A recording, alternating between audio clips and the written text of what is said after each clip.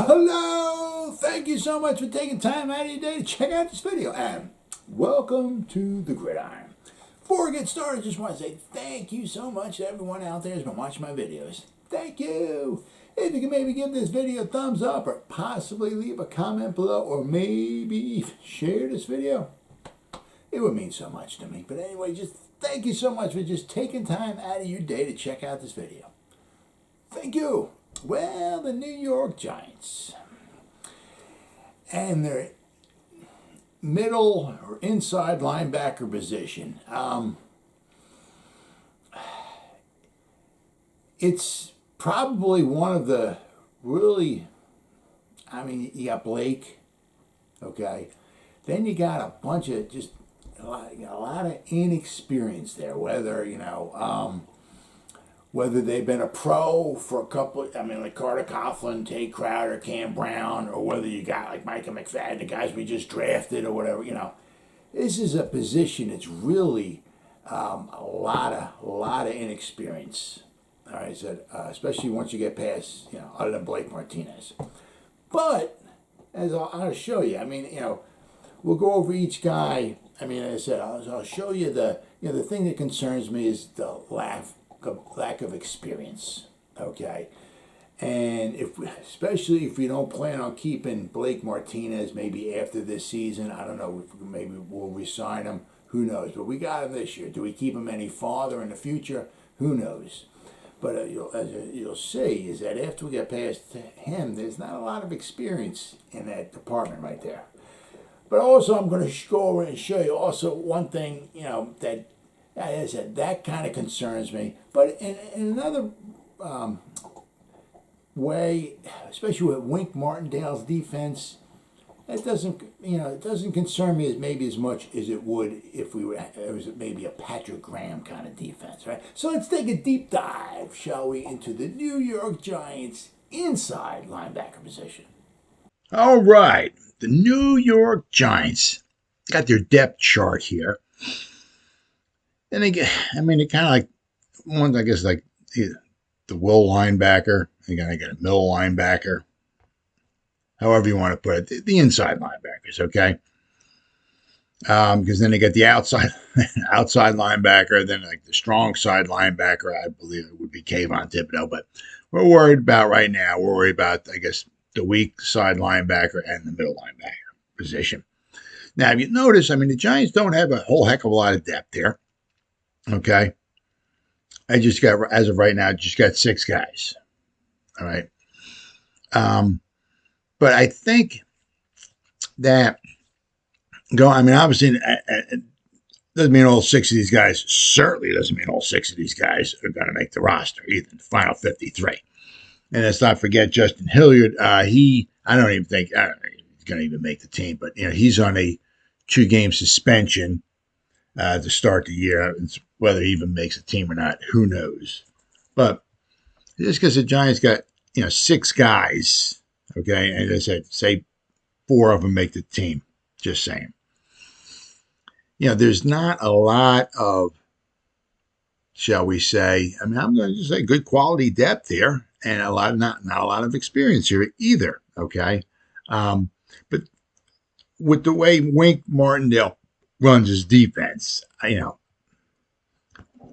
as long as Blake Martinez can stay healthy, knock on wood, all right, I think the Giants will be fine here, okay? The interesting thing will be, because Tate Crowder drafted in 2020, this will be his 3rd season. Carter Coughlin drafted in 2020, this will be his 3rd season. This will be Cam Brown's 3rd season as well, too. I remember at the 2020 draft, it's like the late round, the Giants drafted 3 linebackers, late. As I said, certainly doesn't mean that, all these guys are going to want to make the team, but, how much longer does Tate Crowder have in the Giants uniform? How much longer does Carter Coughlin have in a Giants uniform? How much longer does Cam Brown have in a Giants uniform? Because these are not Shane or Dable guys. Okay, they came with the team. Now, Micah McFadden, Darien Beavers, they're going to get the benefit of the doubt because they are Shane and Dable guys. They got drafted, but they spent a draft pick on them. So, Giants got some capital invested in these guys. Then, of course, then you got Blake Martinez, who is very important because he's the one with all the experience. And be very interesting to see, do the Giants try to sign him after this season is over? Very interesting to say. Because the Giants have money next year. I'm just throwing numbers out there, 10 to 15 million a year for Blake. Do they want to keep him for another couple of years? Want to let him go? We'll have to wait. Want to wait and see. But we look Blake Martinez, all right? Now we go back. Last year, I think it was he only played 5 snaps at the third game against Atlanta. When Cordarrelle Patterson caught the ball out of the backfield, put a move on Blake. Blake went one way, Cordarrelle went the other way. Cordarrelle kept running down the field. Blake Martinez wound up going face first on the turf, and his season was pretty much over at that point in time. But you see, basically, he just played 2 full games, and I think it was the first drive. The good and the bad. The bad, okay, of him getting hurt in the first drive of the third game is obviously he's out the whole season. So basically, all of 2021, pretty much the Giants did not have the final, pretty much 15 games. The Giants did not have Blake Martinez on the field. That's the bad. The good, okay, is that he's got a long way to go before the start of 2022 to get healthy. All right, so hopefully, don't know if he's going to play in preseason. Hopefully, by the beginning of the first game, regular season, hopefully he'll be ready to go. When we strap it on against Tennessee, hopefully he'll be there. Once again, we'll have to wait and see. But that gives him almost a whole year to get ready for the following season, right? So that's a good thing there, right? But as you see, he hasn't always it's by Pro Football Focus. That's all I'm going by here, okay? Hasn't maybe always necessarily graded out really, really good. His first year with the Giants, he graded out 75.9. In the first 2 games last year, graded out 57.8. He had, I guess, his tackling issues. He had 2 bad. He missed the 1 tackle on Cordarrelle because he got hurt. But the first game of the season against Denver, he had kind of a brutal game, so that kind of hurt his tackling. But, he's the guy you want on the field. All right. As I said, it'd be interesting to see what the Giants do after the season's over. Do they think he's part of the future? A lot of that, I think, is going to also depend upon this guy right here and this guy right here, Mr. Beavers and Mr. McFadden. If the draft picks that they just have come in, don't look so good, they're looking at, okay, we got Tay Crowder, Carter Coughlin, Micah McFadden, Cam Brown, and Darien Beavers, and these guys don't look very good. If we do want to let Blake Martinez go, we can be in a world of hurt. So I think it's going to be up to what does Mr. McFadden, Mr. Beavers want it looking like, okay. Then after Blake Martinez, they got Carter Coughlin. Now, the thing with him, we've had him on the outside in 2020. I remember he was on the outside. Then we had him a little bit on the inside. So he's bounced in and out, all right? There's no way, because all of it, look at all the guys we got. All right, we got Cave on the outside. Kayvon, Jihad, Oshane Ximines, Nico Lalos. All right, then we got Azeez Ojulari, Ellison Smith, Quincy Roche, Tolman Fox. There's no way he's cracking that lineup. Okay, so his best shot would be to try to make it in the middle. Okay, but he only played in the beginning last year. Then he wound up getting injured. All right, his numbers are not spectacular at all. In 2020, graded out at 42.7. All right, now especially if he's in the middle, right, he might have to do some covering. His coverage grade was at 29.1 his first year, 42.4 last year, right? They got this article on him, Will Carter Coughlin get lost in the Giants linebacker shuffle? I kind of tend to think he will.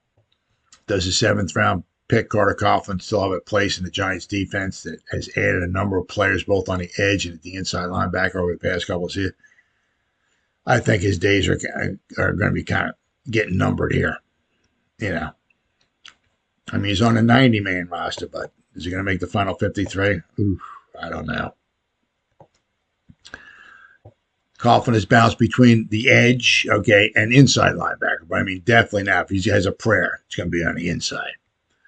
Position is 2 season with the Giants. He played 192 defensive snaps as a rookie, but only 39 in 2021, okay? And he just appeared in just 7 games, all right, before landing on injured reserve with an ankle injury, okay? So he only has 23 tackles, all right? Nothing super spectacular. Coughlin does not have an easy path to a roster spot. He's a 7th-round pick from a previous regime. Yep. Him, Tay Crowder, Cam Brown. Yeah, so they're not going to be easy. The field is crowded with candidates at both edge and inside linebacker. So, I mean, he's going to have a hard time. I mean, if he doesn't want to make it the final 53, I would not be surprised at all. I mean, as I said, he's not really graded out super spectacular.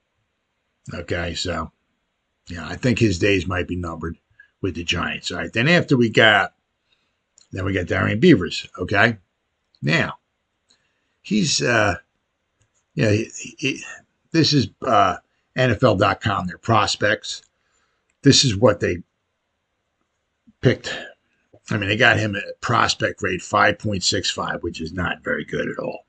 That translates to a candidate for bottom of the roster or the practice squad, okay? They don't think very highly of him, okay? He's got, obviously he's big, strong, physical, shows ability to take on or slip a block, well-timed strikes into climbing blockers, powerful base to play under and through an angle block, effective recognition of play development, maintains discipline with backside duties, effective getting around blockers on blitzes, awareness of incoming routes and spot drops, But, he's got some deficiencies here. He's a below average athlete, upright and tight-hipped, which is not always the best. Lacks lateral quickness, struggles working in a balanced position on the move. Blocks tend to stick to him longer. Not much of a factor in the play. That is, if it isn't headed his way, chances are he's not running it down. Burst to close and tackle and finishing are concerns, unlikely to offer main cover talent on NFL level. So, I mean, you see 5.65 is like, candidate for bottom of the roster, practice squad. I mean, it's, he graded out decently, at Cincinnati, right? I mean, you'll notice here his first year, he played 5 years, right? But this is at UConn, okay? He only played 186 snaps. But you'll notice, right, basically every year since then, he got better. His first year, he played a amount of snaps. Graded out of 54. Then he went up to a 56. Then, all right, then it's 72.3. Then the last season at Cincinnati, they had a good team. They did have a good team. Graded out of 77.7. Okay. Pass rush 86.1. So in the box, okay, he's at college level. He did a nice job. I mean, this was him last year. He had a 77 overall. Run defense 73. Tackling is a little bit to be desired. I mean, he had a rough game against Alabama. Okay, but I mean, it's very, very good. He did, so anxious to see how he does. But I mean, I said he's going to get the benefit of the doubt over like a Carter Coughlin because Shane and Dable spent the draft pick on him. Carter Coughlin just came with the team. Okay, so like I said, it'd be interesting to see who makes it and who doesn't. Then we go to the other side. And I got Mr. Irrelevant, Mr. Tay Crowder, okay? Now, I'm always pulling for him. Mr. Irrelevant, last pick in the draft in 2020, 7th-round pick, okay, from Georgia. Half our team, I think, is from Georgia. Okay, he's not really grading out super spectacular. If you look here, in 2020, he graded out 403 snaps, okay? Graded out at 36.4. Last year, almost 1,100 snaps. Led the team in tackles. Got to give him credit there, okay? But, 29.1. Now, whether you like Pro Football Focus or not, some people hate it. Some people, the only I like is because they give you actual numbers, okay? They give you numbers his overall defense. They give you numbers for his run defense.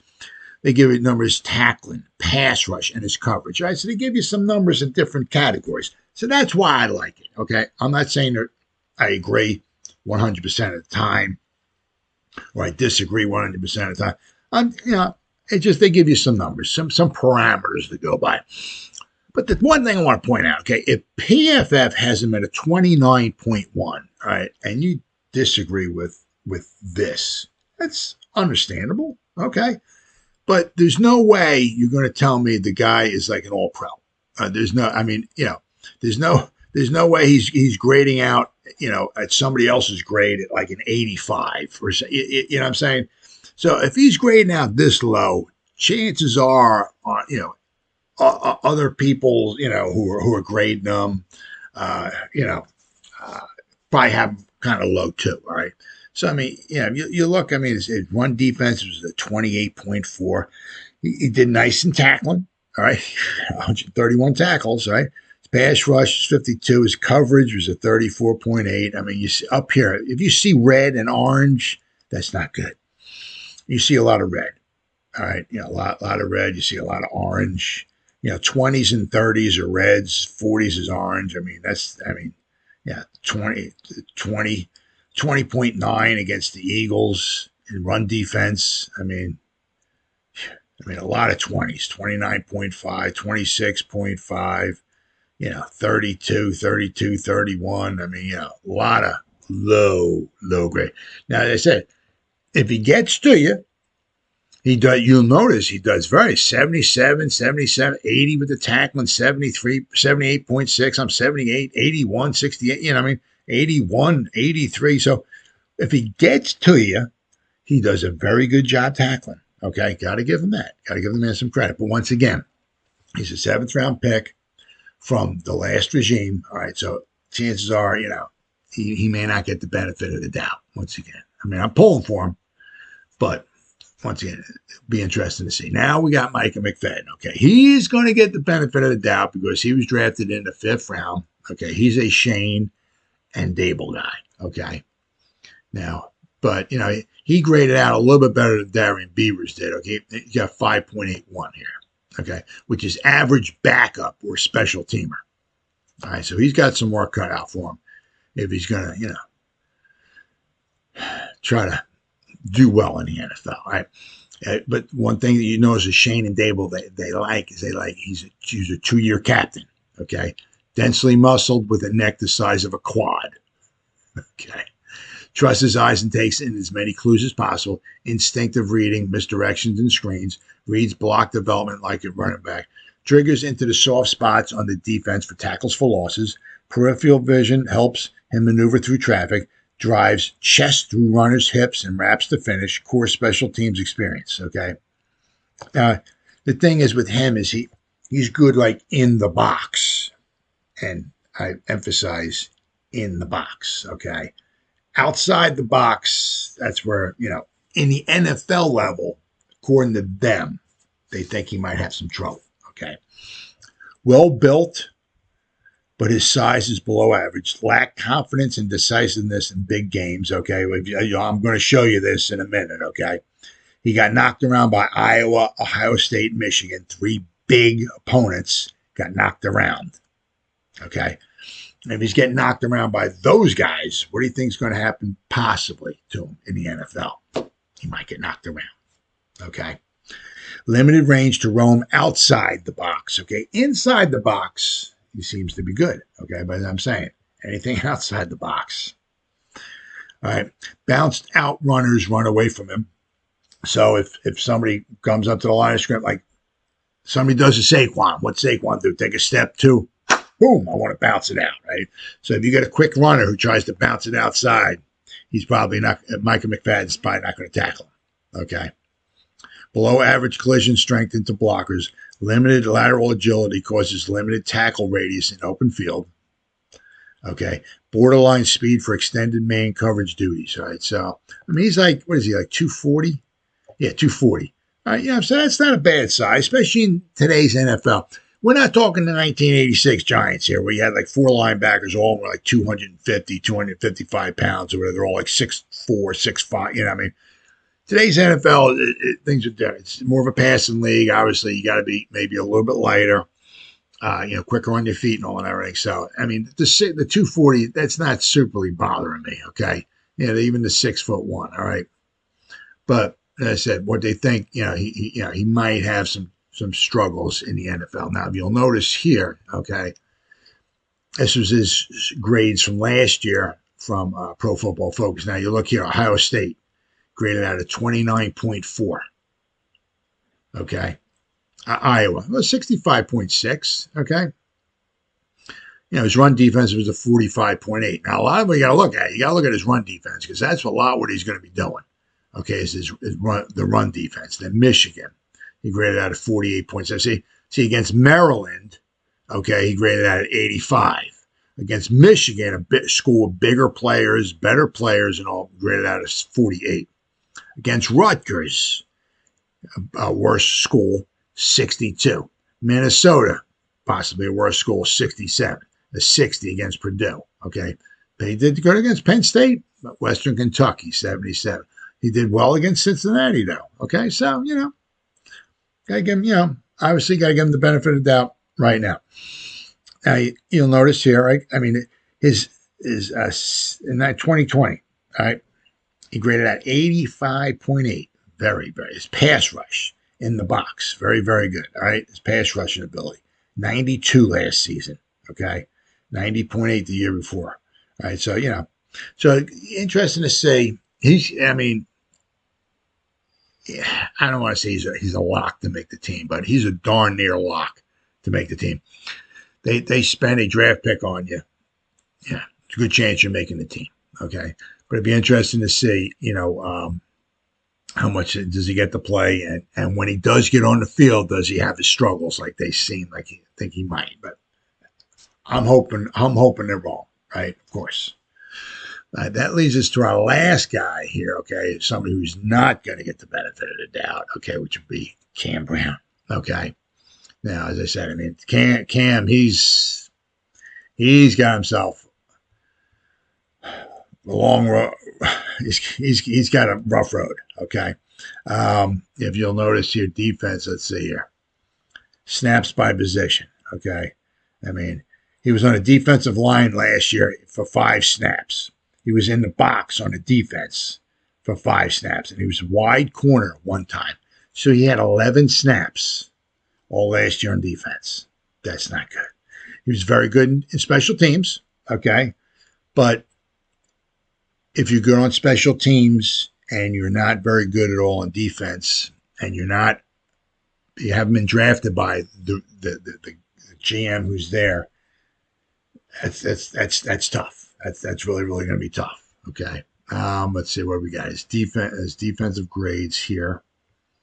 Okay. 2020. I mean, his defense. I mean, he was on 94 snaps in 2020, graded out of 45. His tackling is atrocious. All right. 43. His run defense, he graded out of 40. I mean, so not very super spectacular. Okay. I mean, he is a.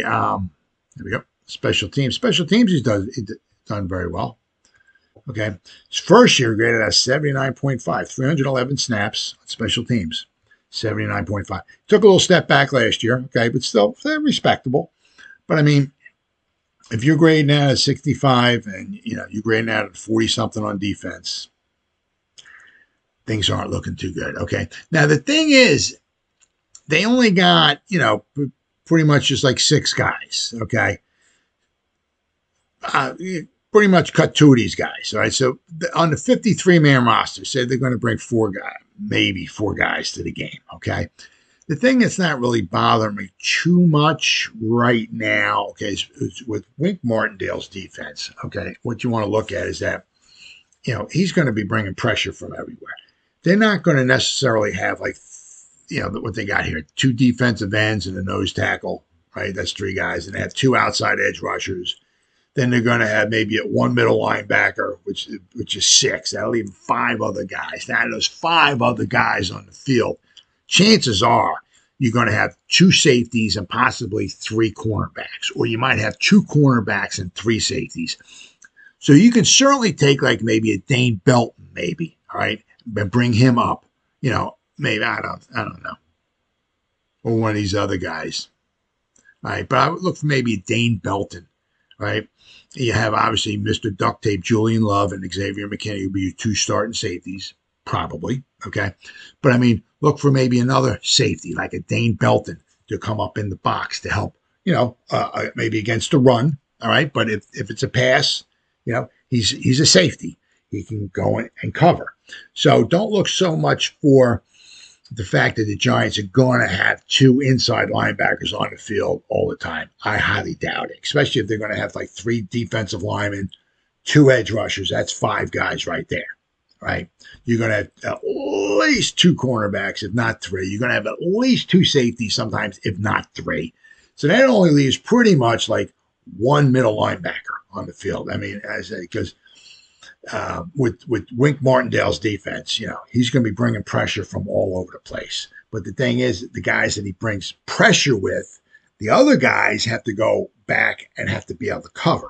Okay, so if you got like a Micah McFadden or Carter Coughlin out there or Cam Brown out there, and they got to drop back and cover, you might be in some trouble.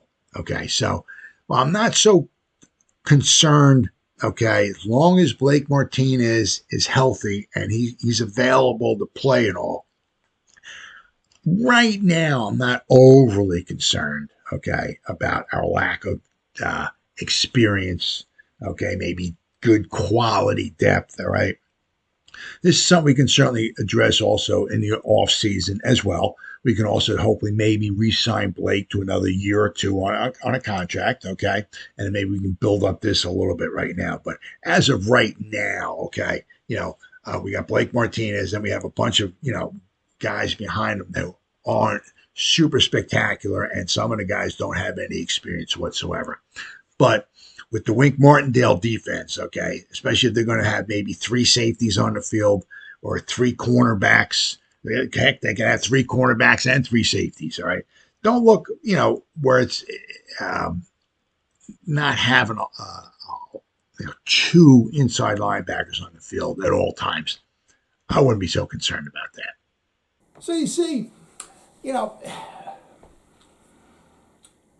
do we keep Blake Martinez after this season? That's going to be, hopefully, also, hopefully he can start the season too. I'll have to wait and see. Now, it was week number 3 where he wound up getting hurt last year. So, I mean, under normal circumstances, he should be ready by the beginning of the regular season. Okay, now, does he come back from his injury? Does he take a little step back? Who knows? As I said, we got him signed for this season, thankfully. But do we sign him? And we'll have money next year. Do we sign him for the long term? A lot of that also, I think, depends upon some of the draft choices that we have, too. I mean, because just remember, like, Carter Coughlin, who's been bouncing from the edge to the inside to the edge, he's a Gettleman guy. Cam Brown, Gettleman guy. Okay, Tay Crowder, Mr. Irrelevant, Gettleman guy. You know what I mean? So those guys, they might be living on borrowed time, all right, because they may not necessarily be a Shane guy that they want to build a team around, okay? And I said the same thing with Blake Martinez. Are they going to want to, if he winds up, coming back to his form of old, are they going to want to, maybe extending his contracts, paying him, I'm just throwing numbers out there, $10 to $15 million a year for X amount, another 2 or 3 years? Who knows? Is he in, is he in the future for the New York Giants? Nobody knows. But as I said, a lot of it's going to depend upon the guys that they drafted. Do those guys step it up? All right, because if not, as I said, because you got between Carter Coughlin, Cam Brown, and Tay Crowder, those guys might only be here for another year. That's if they even want to make in the final 53. Cam Brown may not even make the final 53. Carter Coughlin may not make the final 53. Who knows? We'll have to wait and see. But it also showed you under the Wink Martindale defensive system, you got guys coming from all over the place, and you're probably not necessarily going to need 2 inside linebackers all the time to run his defense. Well, as always, guys, thank you so much for taking time out of your day to check out this video. You guys stay safe out there and go Giants. Woo!